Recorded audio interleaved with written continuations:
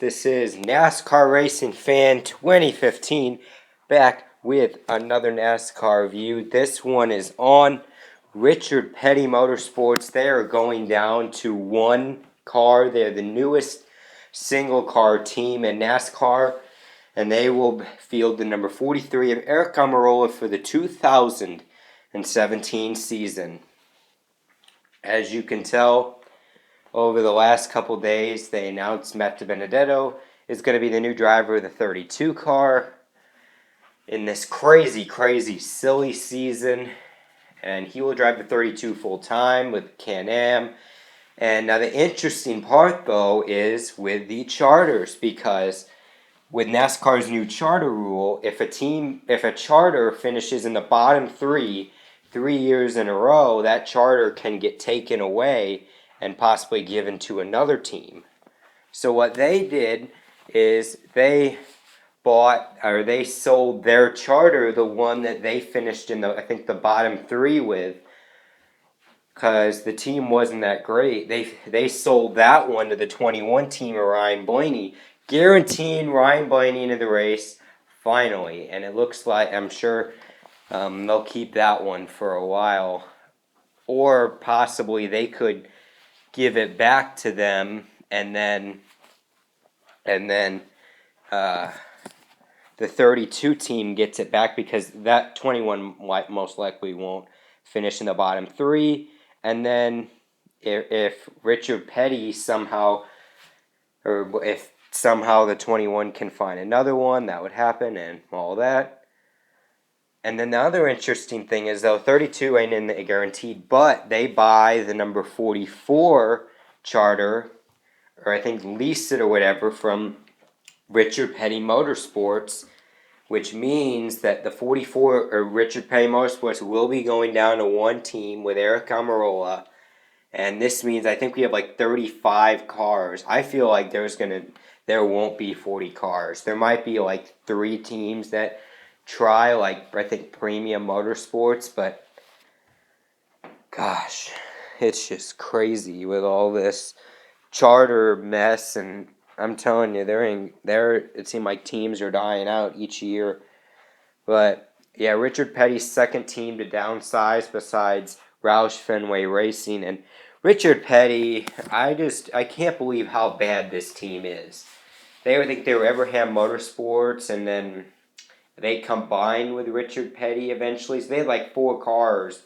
They had Menard, Elliott Sadler, Casey Kane, and then A.J. Allmendinger. And all of them are in this sport. Well, Elliott Sadler went to Xfinity, and then they decided, like, 4 cars wasn't working for them, so they went to 2 cars. They had Marcus Ambrose and A.J. Allmendinger, which seemed like a good group, because Marcus Ambrose won, I think, 2011 and 2012 at Watkins Glen, and would have gotten him into the chase under the chase format, so they were doing pretty good. And Allmendinger was good in 2011, and then 2012 they started with Almirola, and he didn't do good the first season, but eventually Ambrose left them in, I think, 2014. He did pretty good with the team, I'll admit. Ambrose was a very underrated driver at that time, because he was a very good road racer, and he was consistent. And then over time, Almirola, he was pretty good.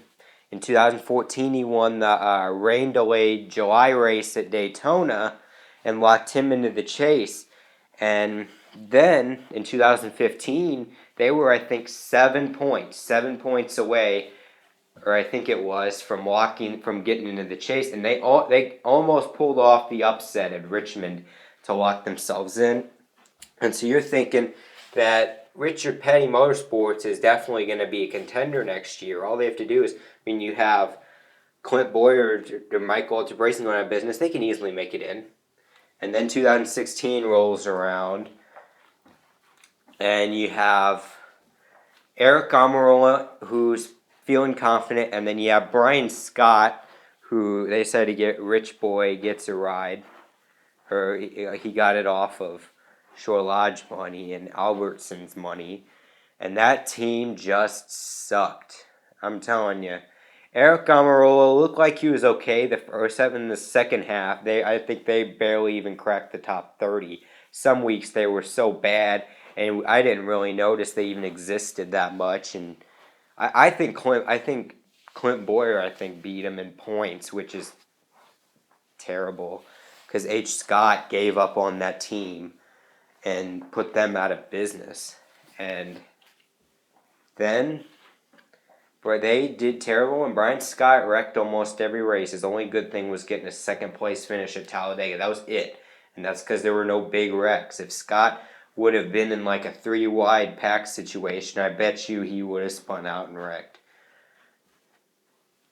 And so, well, I guess I'm kind of surprised that they went down to one team because there's so many possible drivers they could have gotten for that car. You get one of Roush's guys. I mean, Darrell Wallace is available. He could add him. I think there's a couple other, like Ben Rhodes even. I mean, if you want another rich guy, he could have easily gotten that ride. There's a couple other rich kids that he could have picked, like Brian Scott, and there's probably, I think Jeffrey Earnhardt could have went to that ride, maybe gotten some fame, maybe put Jeffrey Earnhardt in the 43 car. That would have certainly been interesting. And then Almirola could have went to the 44, or they could have picked anyone. They could have picked anyone. Just a lot of talent. Instead, they decide to get rid of it, which they could. I think what Roush and Richard Petty Motorsports are trying to do is get money, and they're trying to find speed. And with speed, they could get a sponsorship deal for the 2018 season, and then they can field that car again. That's what I think their plan right now. But I just can't believe it. I mean, this is the silliest off-season so far. It started out really, really slow.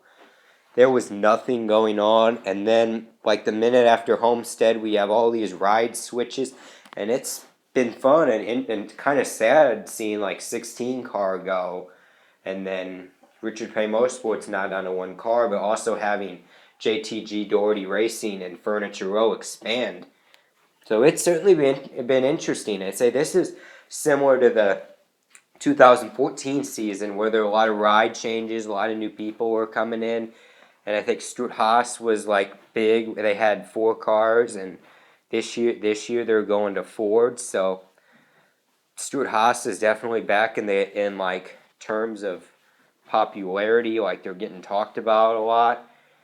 And then Jimmy Johnson's the defending champ. So I'd say right now 2017 is looking a lot like 2014. And then obviously they had the chase format that was introduced. And to compare with that, we have Monster Energy.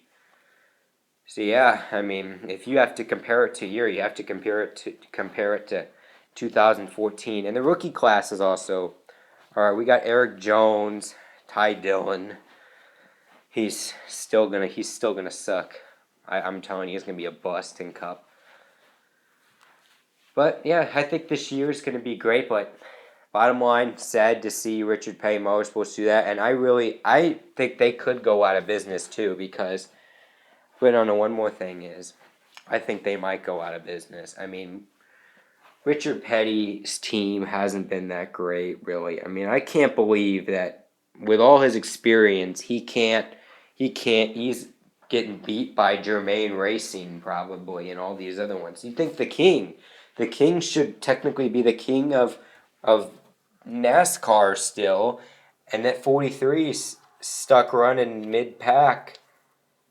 I'm surprised he hasn't been any closer to the top, and maybe it's because of Ford. I think maybe they should have stuck with Dodge or something, because there's rumors of Dodge coming back, and that might be Richard Petty's only saving grace, because if that 43 gets slower every week, then they might end up being out, and especially with now Stewart-Haas not like knocking Roush Fenway off of the mountain. They pushed them all the way to the bottom because Roush Fenway and Richard Petty were about stable, and now Stuart-Haas decides they're going to Ford, and now they're not the main team. The main team is Stuart-Haas Racing and Team Penske even.